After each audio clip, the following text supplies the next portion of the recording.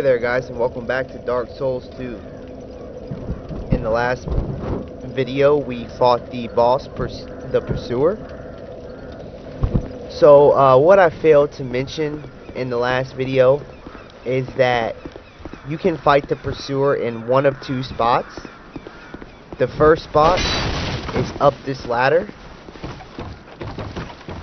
As soon as you head up the ladder here, a big bird will fly by and drop the Pursuer off. Now if you kill him in this spot, then he will not spawn at the other boss location, which is through the misty doorway, past the locked door that you need the soldier's key for. I really didn't know that until this playthrough. So you can either fight him up there or you can fight him down by the misty doorway. Personally, I think killing him by the misty doorway is a lot easier because you can use the ballistia to fire heavy arrows at him and do massive damage. But it's all up to you how you want to do it. So for the Pursuer boss fight, if you guys want a strategy on how to defeat him or something like that, you can check on the last video, and I cover the strategy in detail. I even show the video of me fighting. But if you're having a hard time with this boss, I would highly suggest to soul farm in the area and then go spend your souls to level up. Just to give you guys an idea, I'm at level 62, but I'm pretty high of a level. You can definitely beat him at like level 40 or so, 30, but it's easier if you soul farm. So again, you can defeat the Pursuer in one of two spots. I defeated him up the ladder. And again, if you want to know the strategy on defeating the Pursuer, you can check back on the last episode.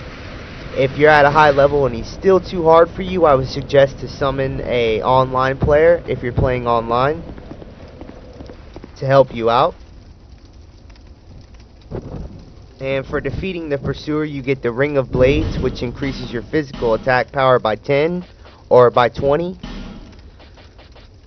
The Ring of Blades increases physical attack, and you also get the Soul of the Pursuer. Here it is, Soul of the Pursuer. Now you can actually use the Soul of Pursuer to acquire souls, or you can trade it for the Pursuer's shield or sword whenever you reach the NPC that trades boss souls for weapons or armor. So instead of using this to acquire souls, I'm going to wait so we can trade it in for a very handy shield or a very handy weapon. Alright, so after you take care of that, go ahead and head down the ladder by the Cardinal Tower bonfire. And I'm actually heading to where the Pursuer boss fight is supposed to take place. You can take him out up that ladder if you want, or you can take him out in this location. So head to the room with the sword that overlooks the water.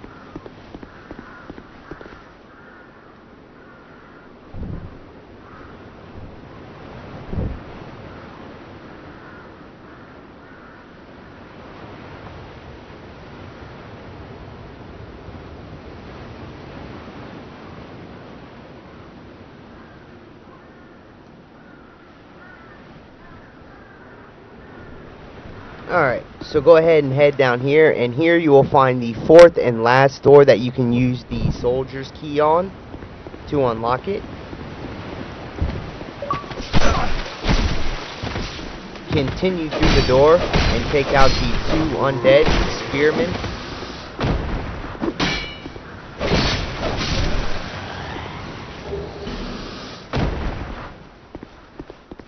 Then continue up the steps and head further up. Now if you defeated the Pursuer in the up that ladder back by the Cardinal Tower bonfire, then the misty doorway here will be removed because you already defeated the boss fight. If you haven't been here yet, head up the steps to the right and find a corpse you can loot.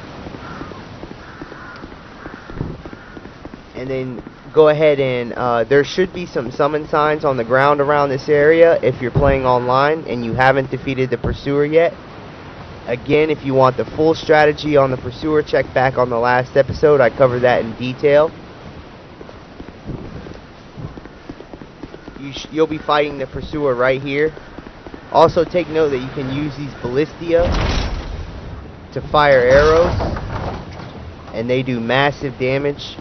So that's why I personally think that this boss fight arena with the pursuer is a lot easier than the one that I did on the last episode, simply because you can use the ballistia to take off like half of his HP.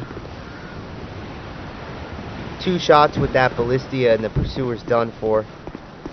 So once you defeat him, go ahead and head through the other side. And here you'll find another giant tree. So go ahead and ignore that for now because we can't do anything with it.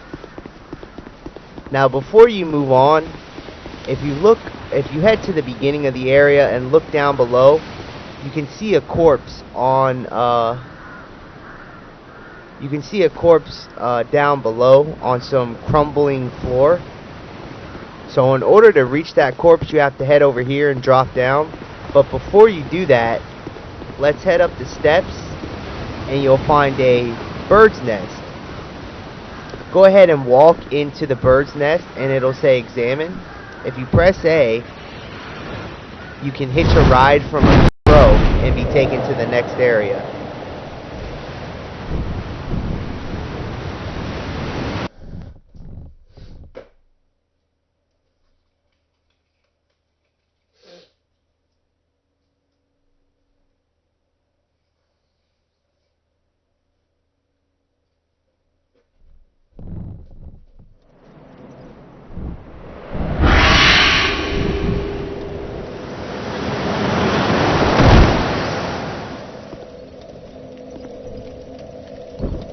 Okay, so after taking the crow to the next area, you will arrive at the Lost Bastille.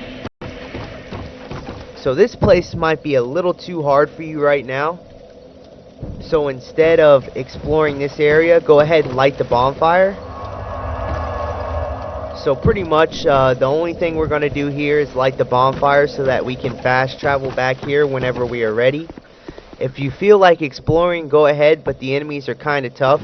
And don't worry, I'm going to be covering this whole entire area, getting all the items that you can get. But for now, we're going to wait. So let's go ahead and fast travel back to the Forest of the Fallen Giants, back to the Cardinal Tower bonfire. Because we need to pick up that corpse that we saw earlier.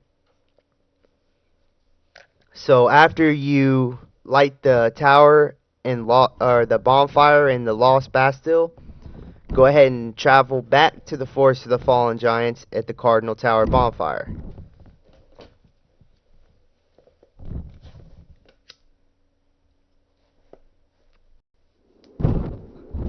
Once back at the Cardinal Tower bonfire, make your way back to the Pursuer boss fight area so that we can loot that corpse, because it's got some very nice armor. A very nice armor set.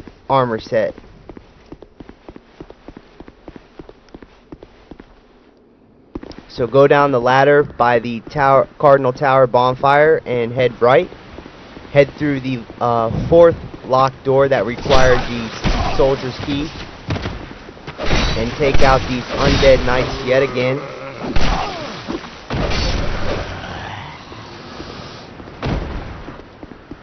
After taking those guys out, head up the steps.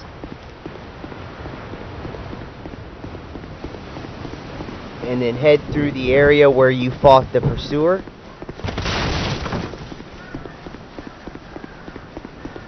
I know it's kind of a pain to backtrack, but this is well worth it. And again, if you head to this area and look down, you'll see the corpse that's glowing down there. So let's head over here. And right here, drop down to the area below. Once you've done that, drop down again, and you can reach the corpse. Go ahead and loot that for a Drangleic sword, a Drangleic shield, Drangleic mail, Drangleic gauntlets and Drangleic leggings. So you get the full Drangleic armor set, including a shield and a sword. A very handy corpse to loot. I keep saying coops for some reason. So more importantly, let's take a quick look at the stuff we just got. So the Drangleic sword is pretty good. It's a great sword. It's got a base attack of 186. However, it being a great sword, the stats are going to be very high in order to wield it. You need 25 strength and 20 dexterity, which, unless you've been leveling up your strength and dexterity a lot, you will not be able to wield it. So don't worry about the Drangleic sword just yet.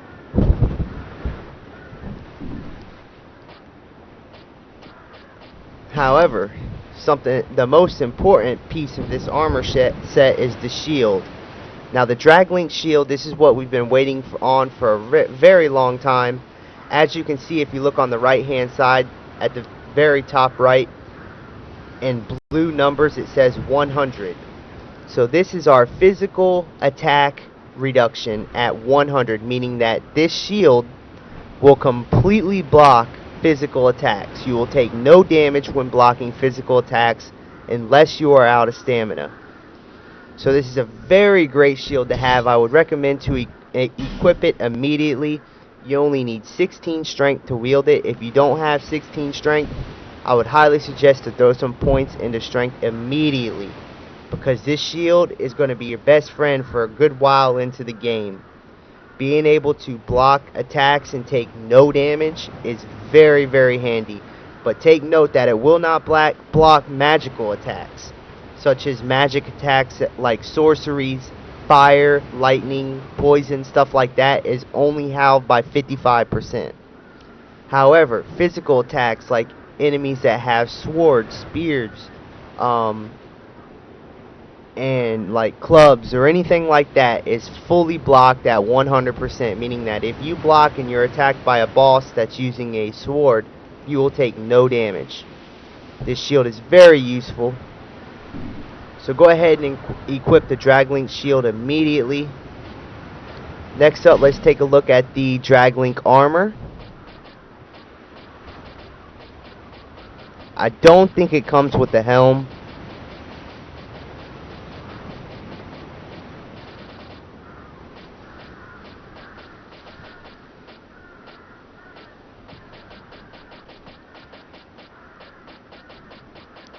No, it doesn't. It does not come with a helm. So let's go ahead and equip the armor though, because the armor is excellent. As you can see, the Drangleic mail brings your defense. If you're wearing the leather armor like me, it brings your defense up to 195.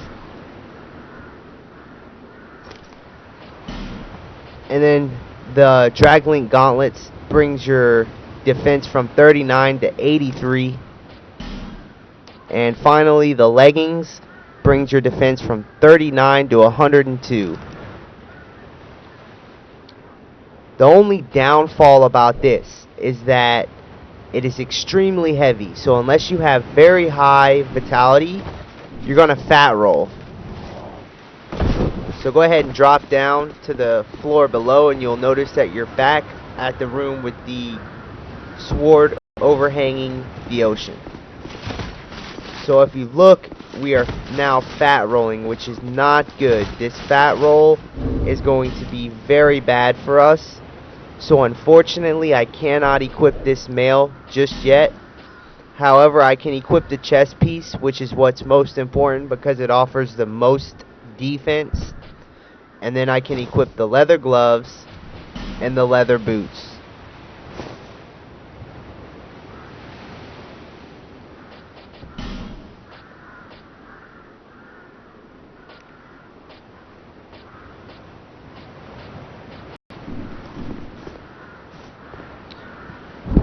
Alright, so if you cannot wear the full mail, I think you need to have about 20 vitality, maybe a little bit more, in order to equip the full set. I would suggest to at least try to equip the Drangleic mail, because as you can see, it brings your physical defense all the way up to 195, which is a huge increase. So I would highly suggest to equip the shield, most importantly the shield, and then second most importantly is the mail itself. Now for your hands, feet, and helmet, I would go for the leather gloves and the leather boots. If you have something that weighs less, you can go ahead and equip that.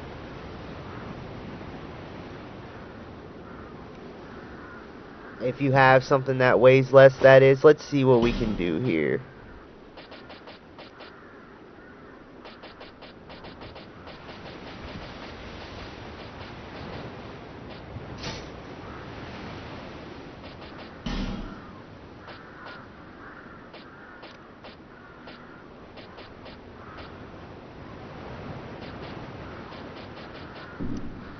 Yeah.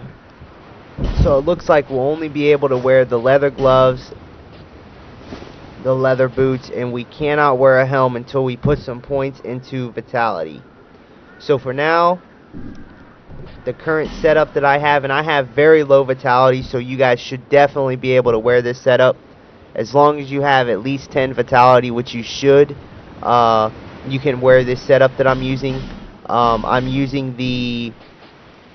Oh, that's why we got a short bow and we got a Heat Knight Sword equipped. So actually, all we really need equipped is a Fire Longsword. And then if you're planning on using a bow or you're planning on using a secondary weapon, you can equip them whenever you need to equip them. For now, all we need is a Fire Longsword.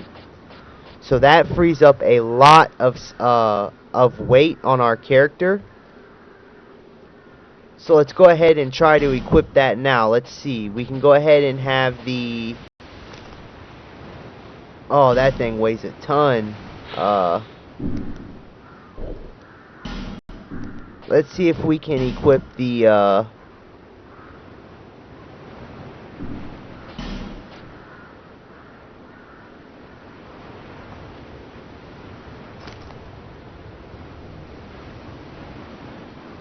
Hey, we can at least equip the leggings now.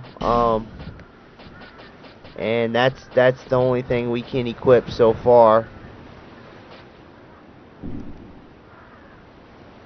We can equip the leggings. Okay, so this is what I'm rolling with for now.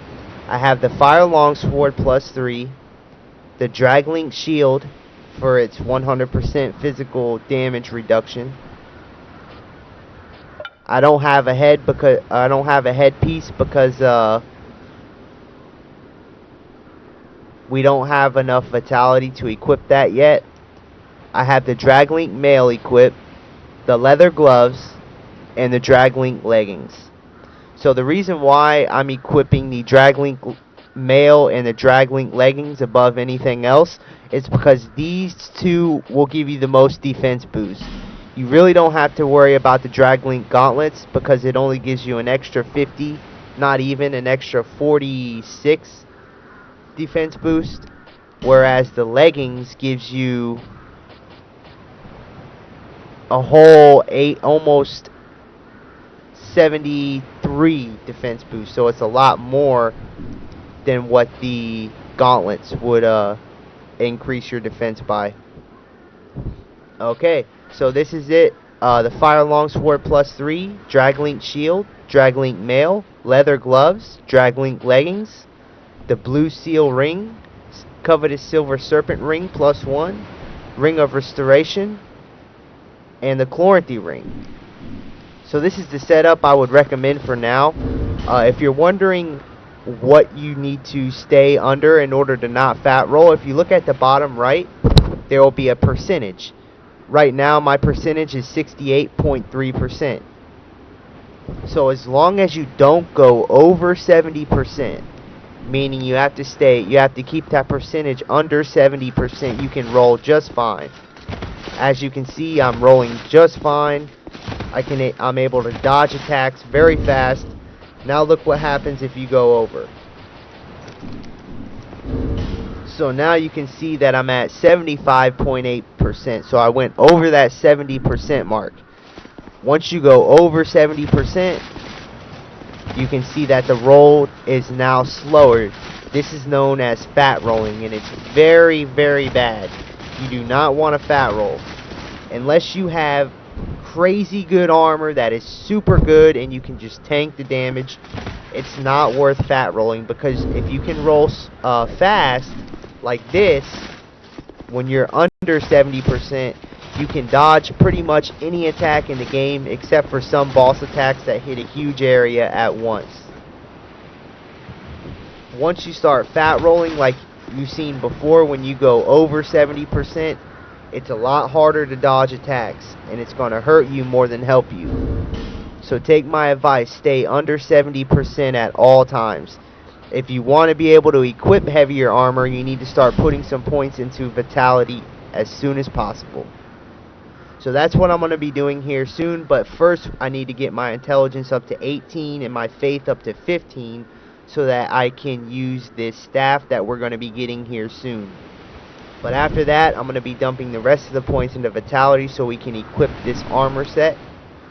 All I need is I need to equip the gloves, and I need to equip a helm. And I would like to have enough vitality to equip a secondary weapon in case the fire longsword breaks. So that's what we're going to be doing in the future. For now, you know my setup. This is very good armor. The shield is excellent. It's our first 100% damage reduction shield, and the armor is at 195 plus 44, bringing it up to a total defense of 139, which is excellent. By the way, you can check your total defense if you go to your player status in the very bottom right where it says defense. You can see your total defense versus strike is 412, versus slash 448, versus thrust 430, and your pose is 42.7. By the way, your pose is how bad you get stunned when you get hit. So if you notice, you might be trying to run away from an enemy, but he hits you and then you're like stunned and you can't move. If you have high pose, that won't happen as much. Alright, so now that we got that very awesome armor set and I explained to you guys what that exactly does, let's go ahead and head back to the Cardinal Tower bonfire.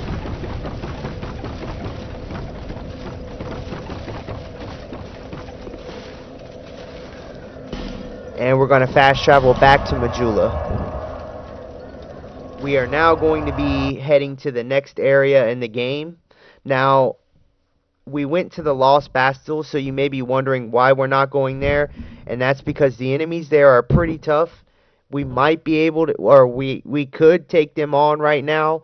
But because this is a strategy guide, I'm going to be directing you guys to the areas that the game should pretty much be played through. So we're not going to jump into the hard places yet. And the Lost Bastille is not really that hard. It's just that the place we're going to be going now is easier. So I'm going to be taking you guys through the easiest route, where we take care of the easiest places first and the hardest places last.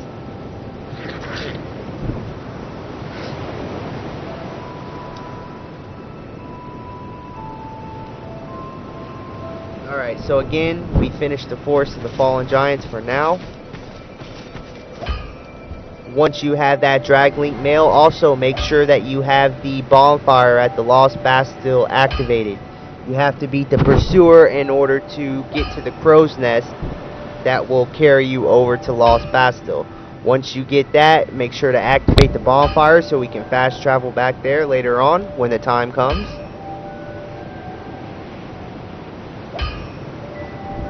And if you can't defeat the Pursuer, because I know some of you guys are not going to be able to defeat him, especially if you didn't grind in the forest, or if you're playing offline and you cannot summon somebody to help you. Don't worry, you can save that place for later, because we're not going to the Lost Bastille yet anyways, so you really don't technically have to beat the Pursuer. However, it is good to defeat him, because you get the souls and you can get this very good armor set, the Drangleic armor, because without beating the Pursuer you can't get behind him, the area behind him that has the Crow's Nest, to take you to the Lost Bastille and loot this armor set. So if you can beat them now, it'll make it a lot. It'll make the game a lot easier later because you can quickly fast travel to Lost Bastille, and you can grab this very good armor set. But if you can't beat them, don't worry. You can go back to them later. Maybe after we beat this next area, you should be at a high enough level to take them out because we're going to do even more soul farming in this area. So we're going to get an even higher level.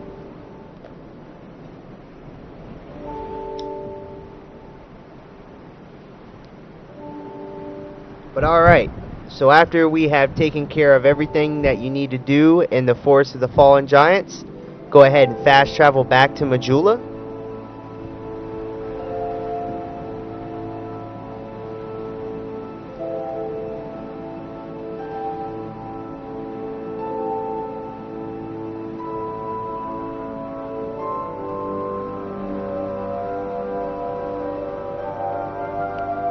Alright, so once you make it back to Majula, head over to the right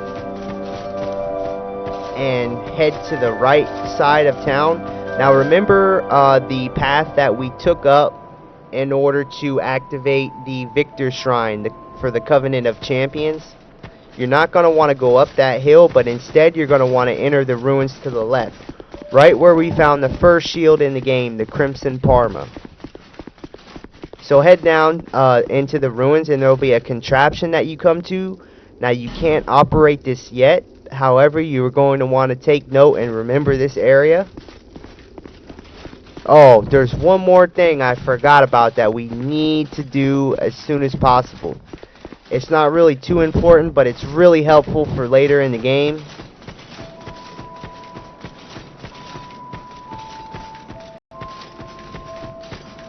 Alright, so we have to go back to the Forest of the Fallen Giants. I'm sorry guys, I do apologize for this. But we might as well do it now while we are, and this will wrap up the Forest of the Fallen Giants for a while.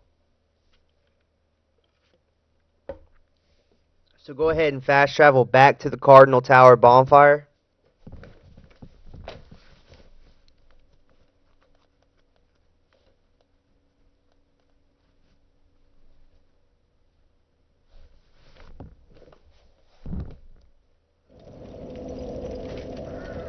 Okay, so after you defeat the pursuer, head back to the Cardinal Tower bonfire and you'll find Merchant Hag Melantina. You should be very familiar with this merchant by now. You again? This is the merchant that we got the Silver Covetous Ring +1 by spending 10,000 souls in her shop. Okay, so after you defeat the pursuer, go ahead and talk to her and exhaust her dialogue. You're a stranger to this land. Oh, we get as strangers these days. Everybody's gone and run off. Drangleic's been a pile of rubble since the war, fought long, long ago. And the giants crossed the sea.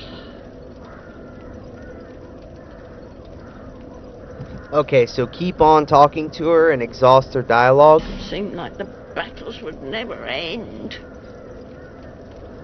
Poor folk like myself have nary a place to sleep. That's why I keep all me things right with me. You may travel light, but methinks you bear a burden of your own.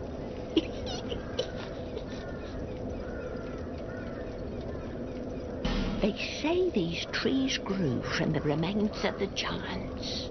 From each carcass sprouted new life growing into what you see now.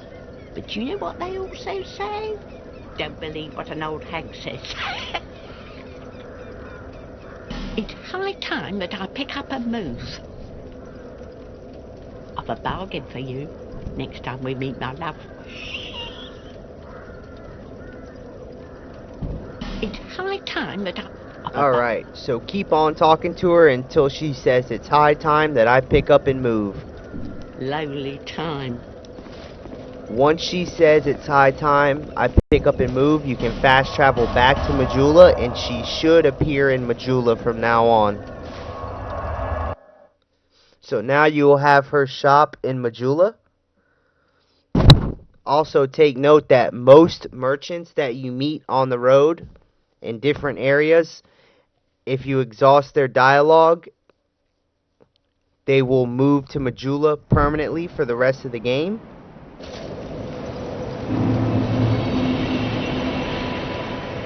And this is very useful because Majula is pretty much like your base of operations. So once you have all the merchants here, it's very easy to buy items from these merchants instead of having to go to different locations to find them. So the first one that you should move to Majula is the Merchant Hag Melantina at the Cardinal Tower Bonfire at the Forest of the Fallen Giants. So once you exhaust her dialogue, she'll say it's high time I pack up and move.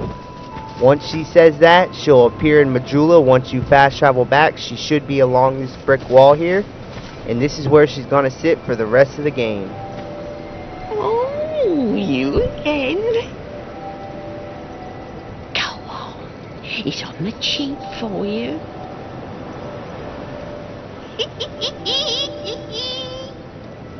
Alright, so unfortunately her moving here does not increase her wares. She's still got the same stuff. However, once you do certain conditions in the game, such as kill certain people and stuff like that, she will get new wares in. But for now, she's still got the same old stuff. Let's go ahead and buy this heal miracle. And that's all. Thank you. Alright, so we now have the Merchant Hag Melantina here in Majula. So that's very useful. You can now talk to her here in Majula. She'll stay here for the rest of the game. Now let's go ahead and enter these ruins to the right of town. Again, take note of the contraption in the middle here. We're going to be making use of it later. And go ahead and follow the path to the right, down the spiral staircase that we got the first shield of the game from, the Crimson Parma.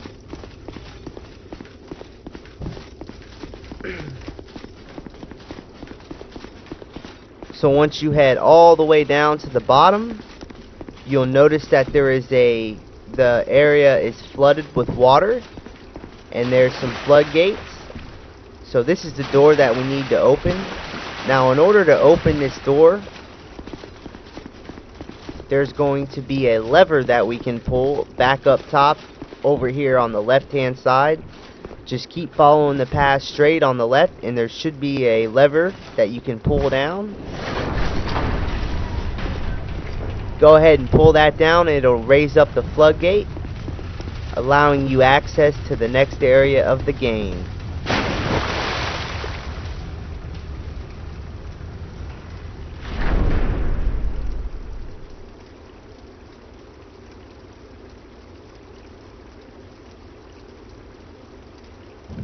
Alright, so once you open up the floodgate, go ahead and continue through the doors. And at the very end, you'll find a corpse that you can loot for a soul of a lost undead and a broken thief's sword. Once you've looted that, backtrack and head to the right and up the steps.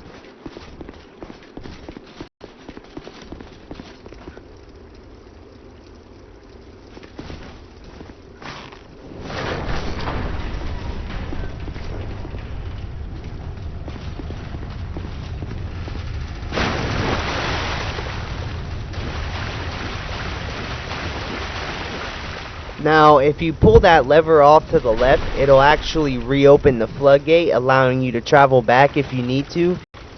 But for now, just continue to the end of the path and head right through the narrow hallway.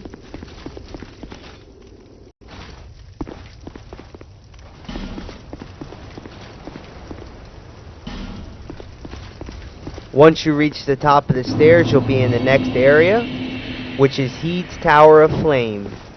So this is the next area we're going to be exploring. Be very careful in this area because there are new enemies, and they're pretty big too. Also, you can fall off the sides because there's no railing, so be very careful when fighting these guys. You typically want to fight them in a wide open area. Now that we have a shield that blocks damage 100%, you can now block all enemy attacks if you want.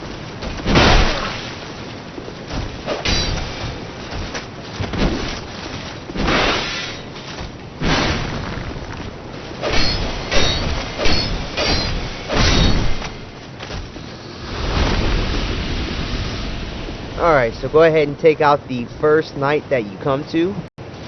Now before going any further, you can head to the right, down the stairs, and this will lead you to a little side area where you can activate the first bonfire of the Heed's Tower of Flame area.